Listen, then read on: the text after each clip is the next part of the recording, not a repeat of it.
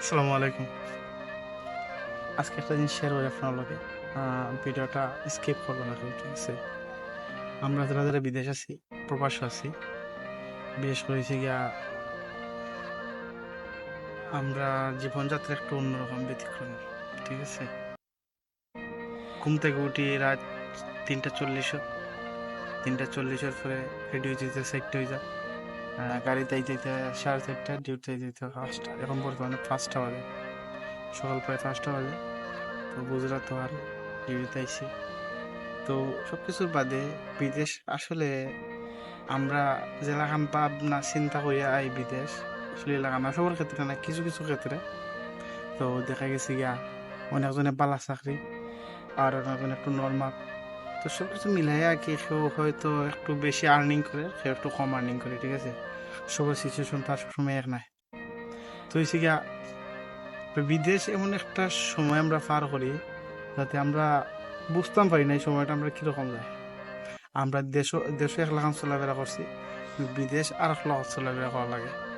যেমন ধরেন, আমরা যখন বাড়ির খাস থেকে আর দেশে থাকতে যারা যারা খাস থেকে বাইরে যেতাম, খাস থেকে বাড়ি যেতাম, তখন দেখা গেছে গিয়া গিতা আমরা ভাত, গোসল, খানা এগুলো সব রেডি। যেমন ধরেন আমরা গোসল করা যেতাম যখন, আমরা তখন আইতাম, কাপড়টা যখন আমরা খুলতাম তখন নিজের কাপড়টা হয়তো ফ্যামিলির কেউ দিয়ে দিত, ঠিক আছে?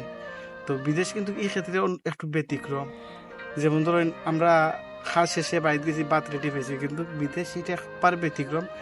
নিজের খানা নিজে অ্যারেঞ্জ করা লাগে, অন্য কেউ আপনি অ্যারেঞ্জ করে দিত না, ঠিক আছে? তো অন্য কেউ অ্যারেঞ্জ করে দিত না। তো যারা যারা দেশও আসেন আমি তার প্রচুর সুখে আছেন ভাই, প্রচুর সুখে, বিশ্বাস করবানি। বিদেশ আসলে কোনো সুখও নাই। আপনার কইতাম কিলা, একটা উদাহরণ দিই জাস্ট। যেমন আপনি একটা অসুস্থ যদি হন, ফ্যামিলি মানুষ থাকে, তারা আপনার অনেক লাখান স্যাক্রিফাইস করবো তো। তো এই ক্ষেত্রে বিদেশে যারা যারা আছে, একবার যদি সুস্থ করে, তে চিন্তা করেন তারা কতটুক যন্ত্রণার মধ্যে থাকে।